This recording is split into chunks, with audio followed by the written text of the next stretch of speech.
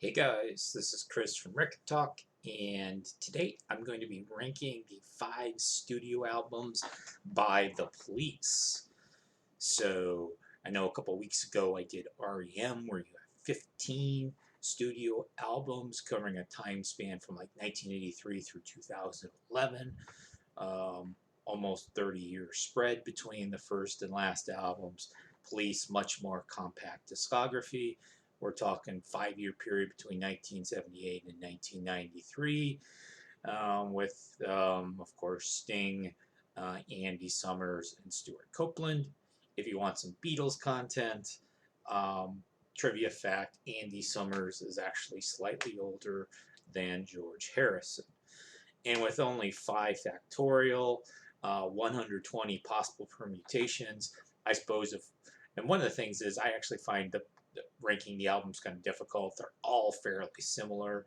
If I did this once a month for the next 10 years, 5 factorial is 120 possible permutations, I might come up with all 120 of those permutations. Or if we got enough Police fans to do this. REM 15 factorial happens to be over 1 trillion. Even if I ranked the REM albums 1 trillion times, I would find Around the Sun would be number 15, the turd of the bunch, all 1 trillion times. I can't imagine I would ever rank it first, whereas the album I'm going to rank number 5, I could imagine on some re-listens, maybe I'm in a different mood, maybe I'll bring it up all the way up to number 1. And another way that I find the Police different from REM for my taste, REM, I kind of find them a deep tracks band. I tend to like the album cuts. I tend to actually not like some of their singles. Some of REM singles are actually some of my least favorite REM songs. Probably the opposite with the Police. I do actually tend to prefer the well-known singles. So let's get into it. My number 5 is going to be their middle album, Zenyatta Mondatta from 1980. So we've got Don't Stand So Close to Me, a little bit creepy. Canary in a Coal Mine's okay, but certainly not my favorite. Da do do do da da da da. So again, this is probably my number 5 um, of the Police albums, but still obviously not a bad album by any stretch. My number 4 is going to be their final album, Synchronicity, 1983. Of course, this was a huge album, and so you've got Synchronicity, Every Breath You Take. I hear that song alone makes Sting tons of money. King of Pain, Wrapped Around Your Finger. That side 2 especially. 3 of those 4 songs are just like massively huge songs. And I know that there was all kinds of different permutations of the yellow, blue, red, how they did the photos. This happens to be the one that I got pre-owned for $6 at some point. So there's the Police Synchronicity. All right, what's going to be my number 3 album? My number 3 album is going to be their second album, Regatta de Blanc from 1979.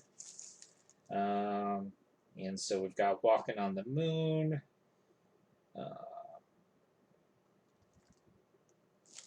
Let's see what's on the other side. Message in a Bottle. Bring On the Night. So I'm putting that right smack in the middle of my Police rankings is going to be Regatta de Blanc. My number 2, Ghost in the Machine.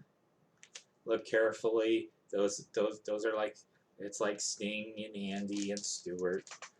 And so you've got Spirits in the Material World, Everything She Does Is Magic, Invisible Sun, Hungry for You. Some nice parts of it in French. Rehumanize Yourself. There's several good songs on there. maybe even some of the non-hits are pretty good on Ghost in the Machine. So Ghost in the Machine is going to be my number 2 Police album. So if you're a Police fan, you know that I have picked their debut, Outlandos d'Amour, as my favorite Police album. And so next to you, Roxanne. Roxanne's probably my favorite Police song. Hole in My Life, I'll mention in a minute why I really like Hole in My Life now more than I used to. Can't Stand Losing You. Truth Hits Everybody.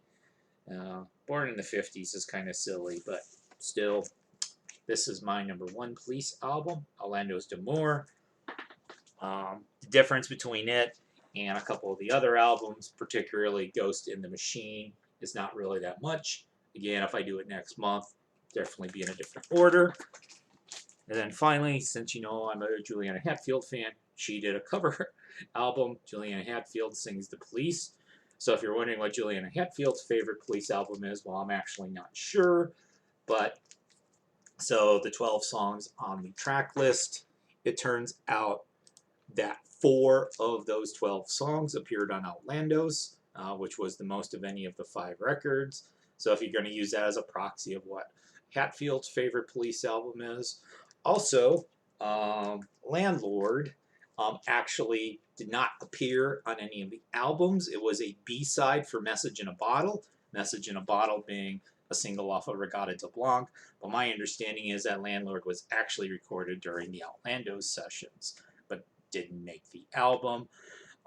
Also, the song Truth Hits Everybody, which isn't on the Hatfield Tribute album, was released as a bonus in a download-only format. So it seems like I think Juliana's favorite Police album is also Outlandos, or at least for whatever reason she covered more songs off of that than anybody else. So there you go. Favorite albums by the Police. Again, quickly going through. My number 5, Zenyatta Mandata from 1980. Number 4, Synchronicity from 1983. Number 3, Regatta de Blanc from 1979. Number 2, Ghost in the Machine, 1981. My favorite, Outlandos d'Amour, 1978.